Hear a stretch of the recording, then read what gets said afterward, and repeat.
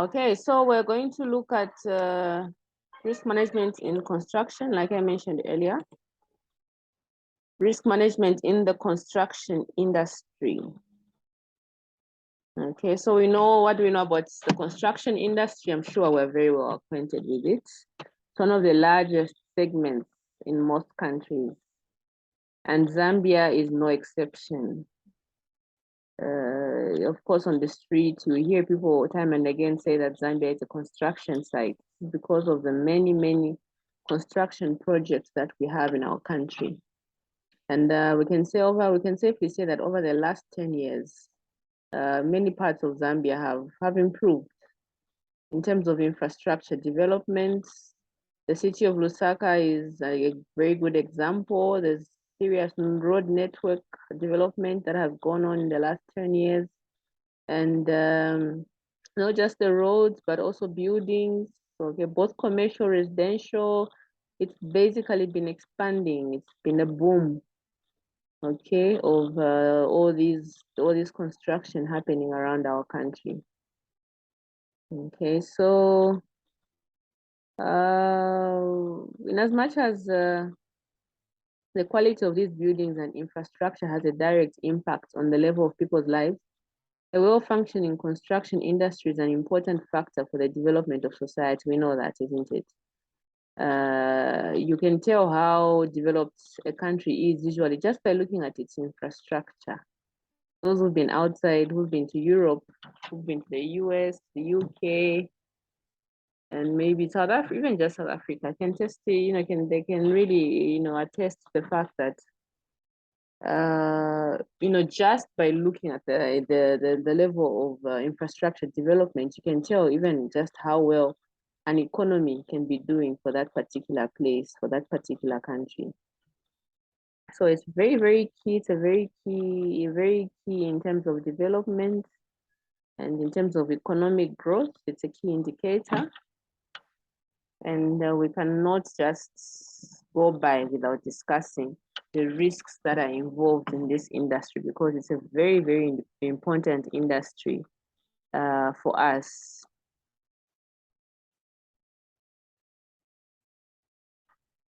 Okay, so but before we get there, I hope you're able to see my slides.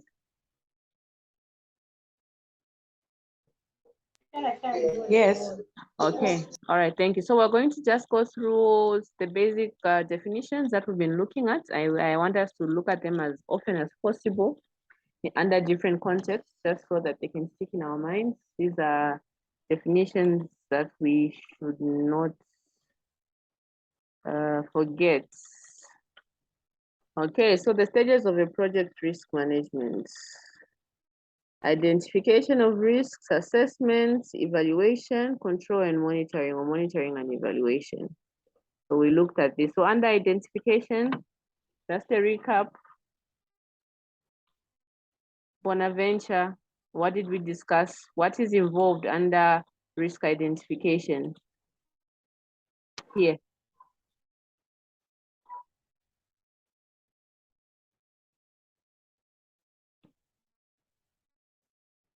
Daniel Kaumba.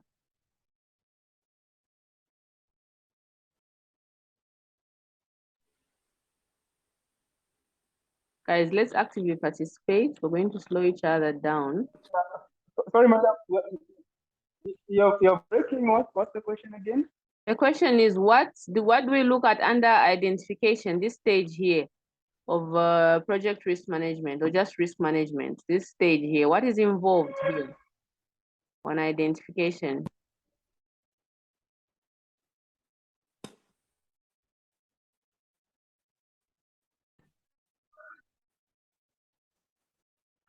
What are we identifying?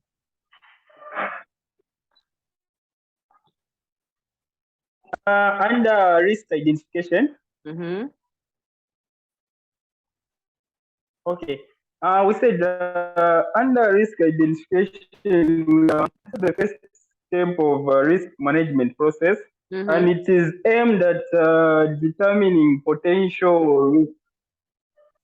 And this is where we have where we make use of the tools and techniques like brainstorming, expert opinion, checklist, what else? Structured interview, questionnaires, and so for risks, we can go to step which is risk assessment, where we are supposed to evaluate them and to rank them. Okay. All Yes. right. Thank you very much. Thank you. Under risk assessment, what is involved? Christabel, can you please briefly tell us what happens under risk assessment?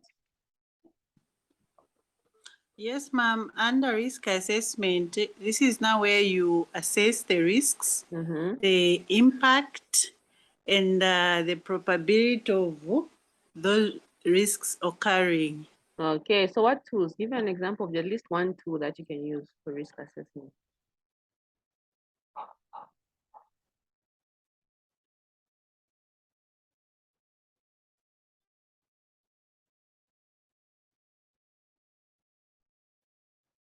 Mubanga, can you mention at least one tool that is used under risk assessment?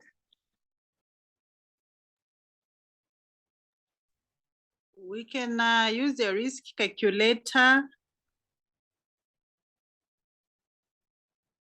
Now I want the ones that we looked at ourselves.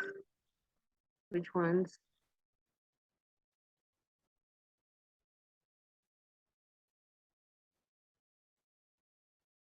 Which ones? We have Mubanga, there's LC, sorry, it just says LC. There's Willy Kanji. Please, you can come in, Sala. Let's try and revise. We're revising together.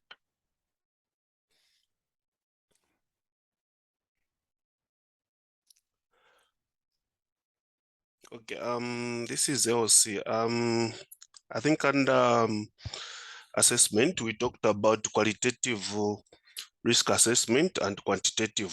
So qualitative, we were talking about, I think, using professional experience. Yeah, and then quantitative, we talked of monetary values. Okay, no, but I want you to at least be a bit more precise. You've taken a holistic view, but I want us to be specific. Specifically, which tools? We looked at the tools. Remember, we were going step by step. So we haven't met in how long? In a month? It's been a month? Yeah, I think it's been a month. It's been a while. It's been a minute. Okay, let's try and remember.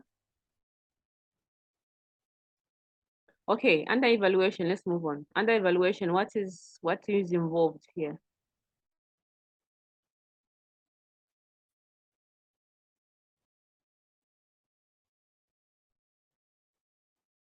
You even have a leakage actually, right on this thing here, on this cycle. I was actually looking at it. Like on evaluation, I think on evaluation is that the risk that you have identified first in the identification stage, then you've done a bit of assessment. Now on evaluation, you see whether the risk is it a risk that is manageable or not manageable. Okay. So you evaluate like the level of the risk. So you're ranking high priority risk, low, medium, and low, isn't it? Yes, yes. And the evaluation. Okay, so where it says control and monitor, what is involved here under monitoring? So usually us, we like to, so for us, remember previously we've been looking at evaluation, we've been aligning it together with monitoring, isn't it? Monitoring and evaluation. And then here we've had what? Risk allocation after assessment. But it's still fine. Even this one is still doable. So in this context, though I wouldn't advise you for the exam to use this context, but anyway, it's a PowerPoint that I have for today. Under control and monitoring, what is involved? What are we monitoring? Willy Kanji.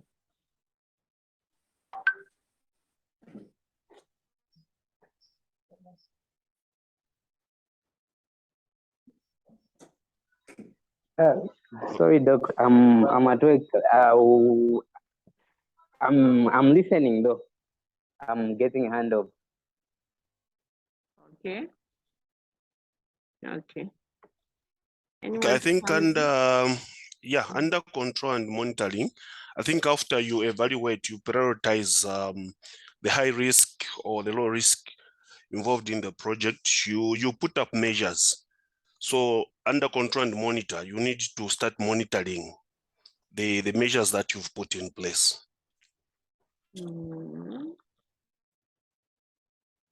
Okay. A bit too general, but anyway, we'll take it for now. So if there are new risks that come in, which stage do you fuse them in? So it's at this stage, isn't it, where if you have any new risks that you have discovered that are part of your project, at this stage, isn't it, such that the next stage here at identification, you include those new risks, okay? Or if there are any risks that are not a factor anymore to your project, they're not a risk anymore to your project, you lose them, okay? So over the next few months, probably let's look at COVID. So far, it looks as if we're safe, huh? Although, of course, reports are here and there saying that there's another COVID coming.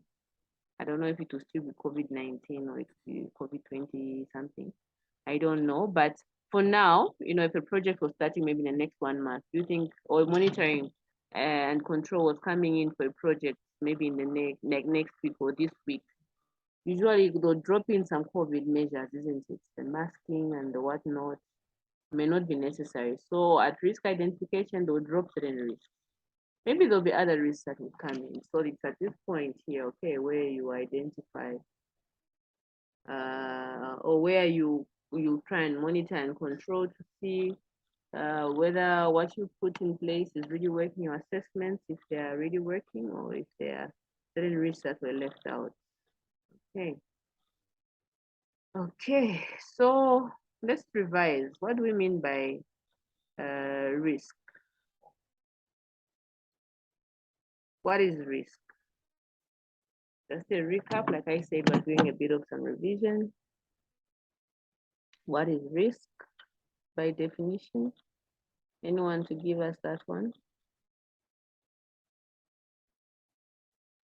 Something that has potential to cause harm.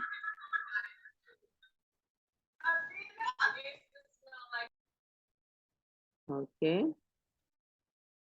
It's the So your definition probability. is in the context of what? So your definition is in the context of occupational health and safety. Yes. But give me a generalized definition for risk.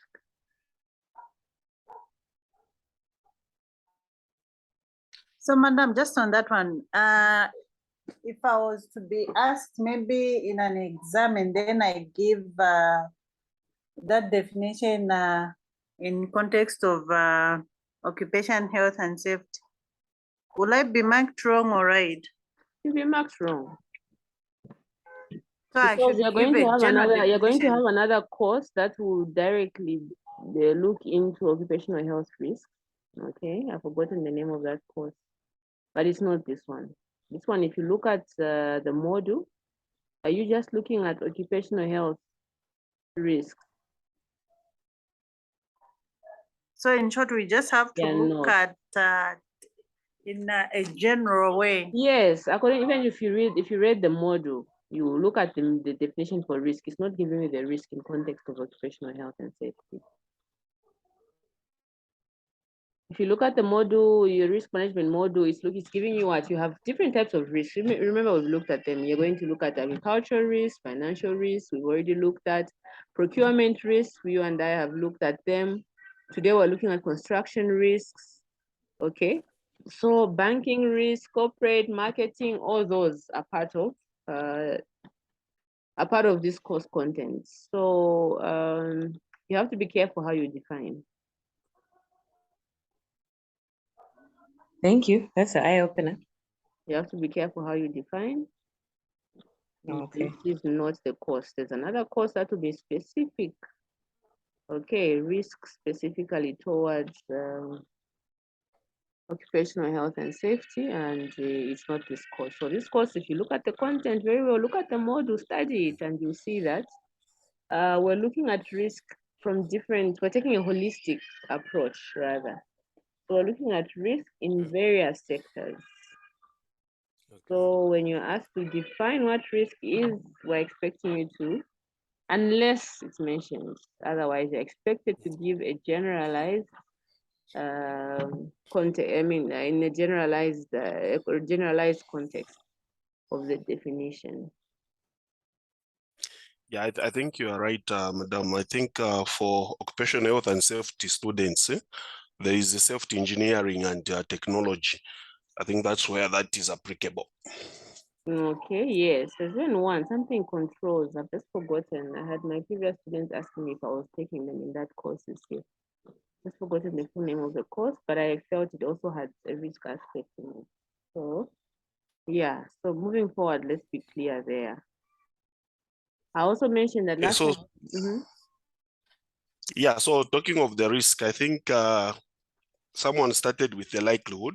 So in this context, I think I'll put it like the likelihood that a project will fail to meet its objectives or goals.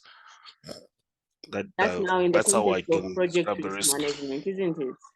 Yes. In the context of project risk management, yes, that's a definition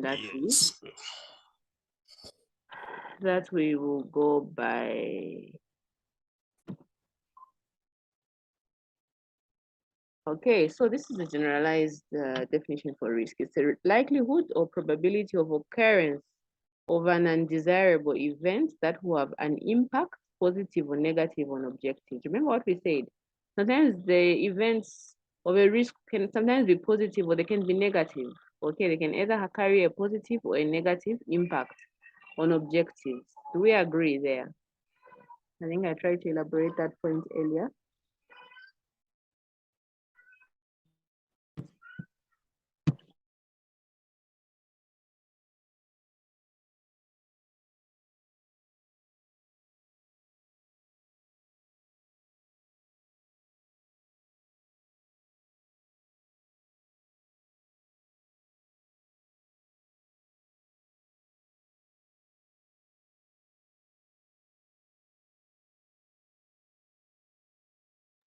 Okay, so a possibility of loss, not the loss itself. Huh? So usually we just hold on.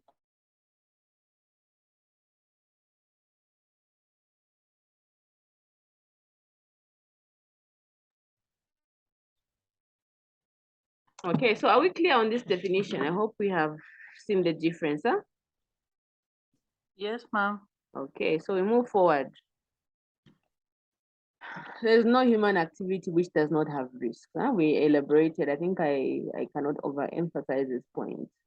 You and I agree that just about anything in this life carries a risk. Huh? There's always a risk to any human activity that you can think of. There's always a risk behind it. Whether we want it or not, that's just the fact of life. Okay, so what do we mean by risk management? Risk management is a systematic method of identifying, analyzing, treating, and monitoring the risks involved in any activity or process. Okay, now that's what risk management is. Identifying, analyzing, treating, and monitoring risks involved in any activity or process.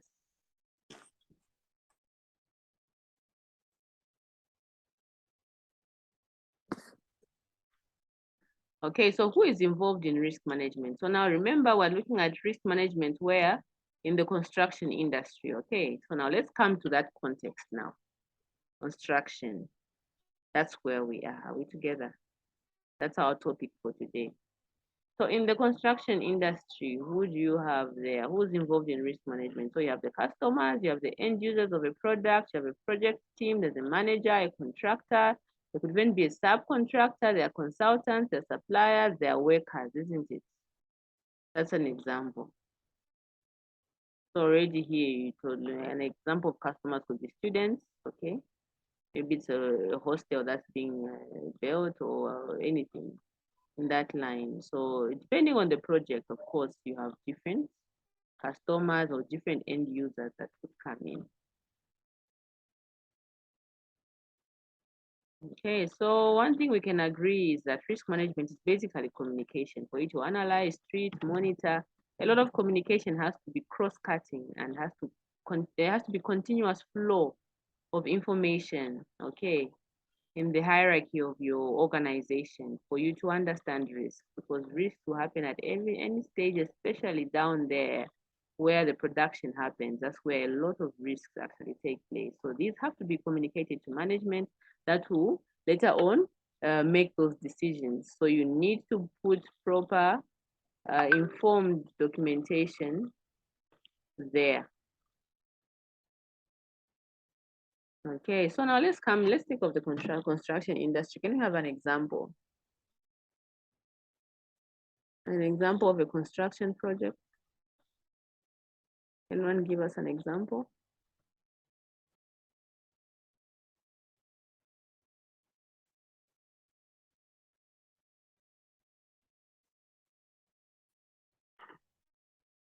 You guys were good with examples. What has happened? We go back to the bridge.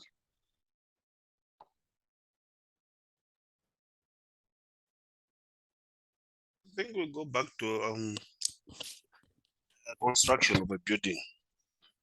Okay, so which building? Let's be a bit more specific. Can be a hospital or a school. Which one do we pick now? Okay, let's pick a hospital. Let's pick a hospital.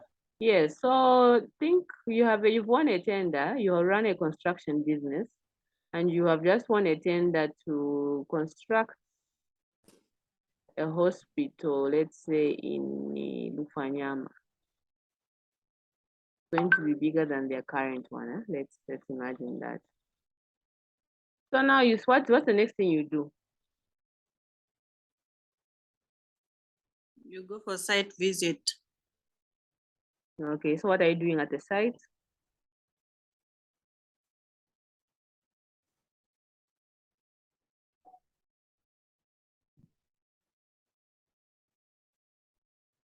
There are a lot of things that you look at when you go for a site visit. You look at the location of the area where you want to put up that project. You look at the landscaping. Yeah, a lot of things involved, ma'am. Okay, yes. So we agree that there is a lot of factors, isn't it, that go into construction. There are a lot of aspects that are technical, of course, most of them highly technical. You have to bring in surveyors, you have to bring in quantity surveyors, land surveyors have to come in, civil engineers come in, environmental consultants come in, and many other consultants. We agree, isn't it? So moving forward now, when it comes to risks, is it possible, what do you think? Can you pull off a project that is immune to any risk?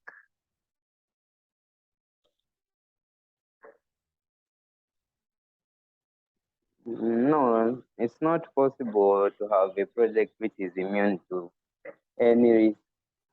The most that we can do is to try and manage the risks that we have. Because if we are doing any project, we cannot have a situation where we do risk avoidance. Yes, thank you very much. So we agree that it's not possible to have a project that is immune to all form of risks. Huh? There's always going to be risks, including this a good project that you may have, which is building a hospital, isn't it? So what risks do you think? Come to risk identification. What risk identification do you see in your project?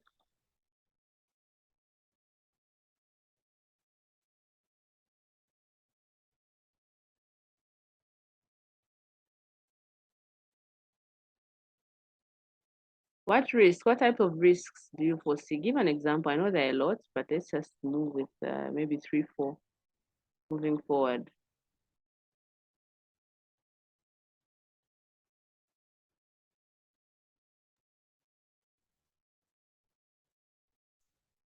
So the risk to not meeting every week is that people actually forget. No,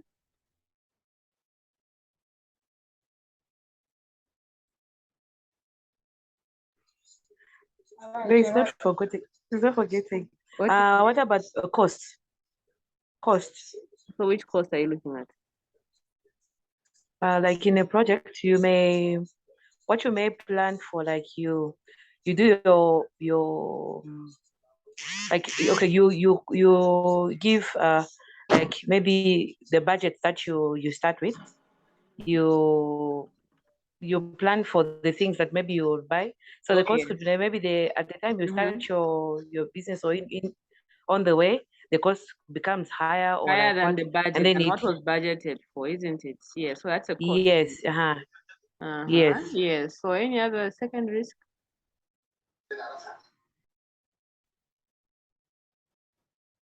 Any other risk? Procurement risk. Quality. Okay. Procurement, quality. What else? Yes. So in short, the three components of any project: cost, quality, and time, isn't it? So anything that will shift Yes. to three is a risk to you. Okay, let's move forward. We'll continue with our example a bit later.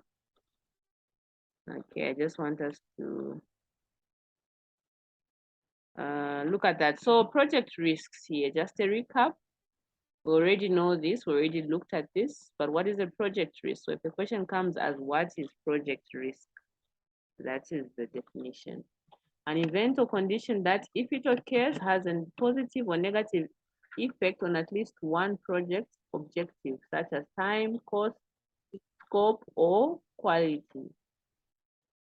Okay, so now, if this is what a project risk is, then what is project risk management? This is a process that assists project managers in setting priorities, allocating resources, and implementing actions that reduce the risk of the project not achieving its objectives. So with every project, you're trying to meet certain objectives. So any threats to those objectives is a risk to you. Are we together? Okay, so this is just an example of failure of projects. I think we tried to discuss this. I think it's well-known information also that in our country, not all projects are successful. We have the FJT University, for example. And I think you and I tried to analyze that project and try and understand why it didn't take off, or what problems they were facing. Okay, so those were their risks. Do we agree? And they were not well managed at the beginning of the project. So that causes project failure. And there are many other projects in our country that have failed. Depending on where you are, which city you are, you find there are a lot of white elephants in your city or in your town, okay, of projects maybe that did not take off, or that took years, if not decades, for them to finally take off. So meaning the time factor is great. Yes? From Ndola, an example is the Ndola Mufulira Road. Okay. Yeah, that project started from the Mufulira side. It never reached anywhere significant. Up to now, the road is still amongst the worst in the region. Okay, thank you. So you see, that's an example of a failed project. Any other example? Maybe let's make it interesting. Let's bring up the examples that it would trigger our thoughts. What failed projects are in your area, or do you know in our country?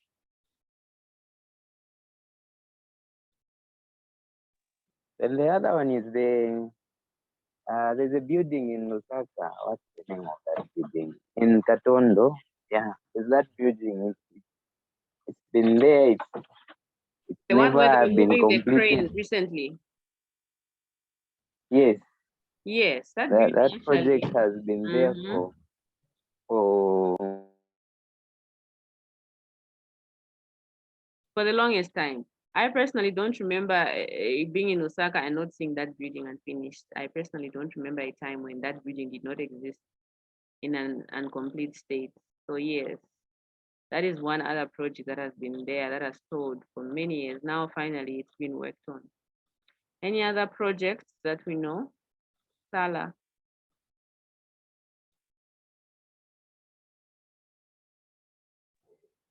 I'm trying to think.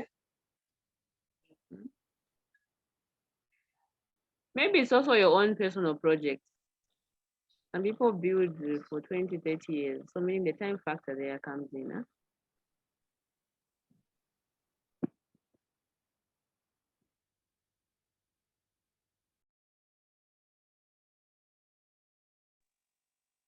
Huh? As far as madam, I've got a question. Yes. Yes, I think just from the Lusaka, that building example we're just from discussing, what happens in the event that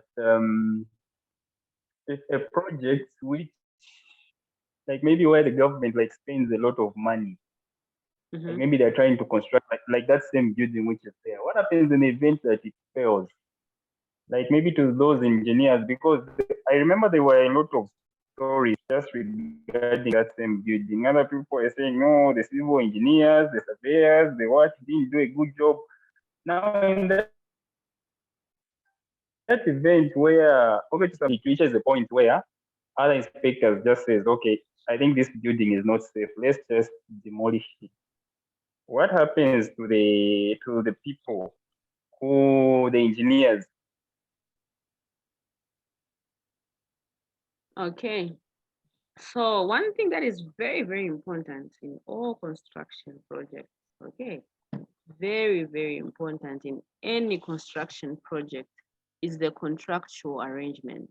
The contract is very, very important. This contract that is entered between the developer and the contractor, or a developer otherwise known as a client and the contractor. Okay, so in this contract, that's where you have the liabilities and the responsibilities for each party being assigned. Okay, so if this particular document is poorly written, okay, by the way, this document is not written just by the developer alone. No, it has to be, you have to sit in a meeting with other professionals, other key stakeholders, and draw up this agreement. Failure to which, if you do not come to an understanding of the document itself is poorly written, you face problems such as, the ones that we see with these, a lot of these unfinished buildings. Improper risk allocation, okay, or allocation of responsibilities. So in the event that your building, for example, fails at design stage, there are 4 stages in a construction project. So you have the program design, you have procurement and you have the concepts, they have design, procurement, and the production. Of course, these words are used. There are other words that are sometimes used for these stages, but let's use those: concept, design, procurement, and production. So if at concept or at design, an error was made, let's say by the quantity surveyors, it has to be, it has to be clearly, defined in your agreement to say, okay, in the event that this happens, who is going to be responsible? Is it the contractor or is it the developer? Okay. So now if these terms are not expressly put in your agreement, laid down in your agreement, in the event that these risks happen and no proper risk allocation was done, you fail to make an agreement. Okay, you hit, you'll be at loggerheads, each group blaming the other. That's what happens. So one of the most important documents in any construction project is the contractual arrangement, or the contract, as we call it, as it's known. Okay, so we'll still get there anyway. We're still going to cover part of that. Okay, is there any other example before we proceed? So the failed project, or a project that has taken long to be completed, or that took long to be completed?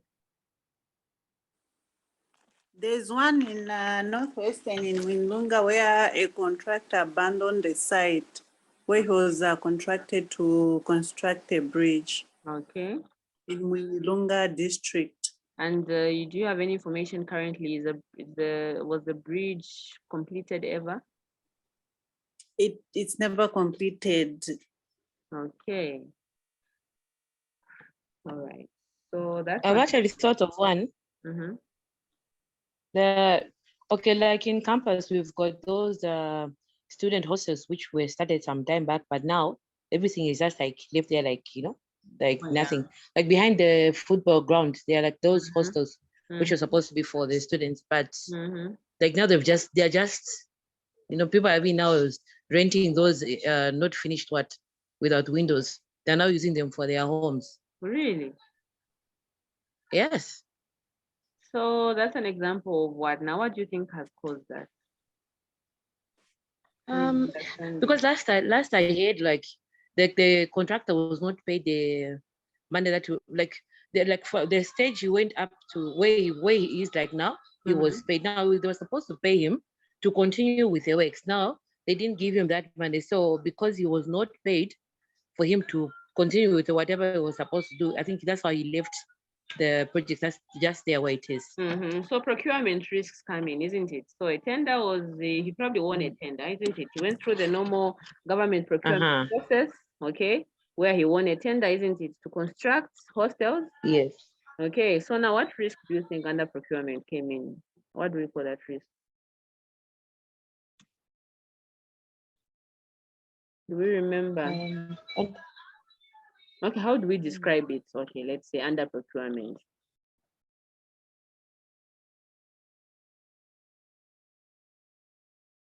How would we explain what happened? We'll be cutting soon. I think we have less than a minute, so just kindly just log on back to Zoom using the same link, and we'll continue.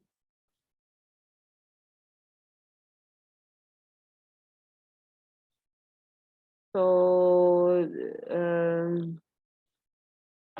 so who's at fault here in this particular example? Maybe the owners of the project, because the contractor is there to do the work, but they have not given him the monies that he needs to buy all the materials that is needed. Yeah, so the developer isn't. The developer did not honor his side of the agreement. He was probably supposed to yes, allocate to him a certain amount, isn't it? According to the information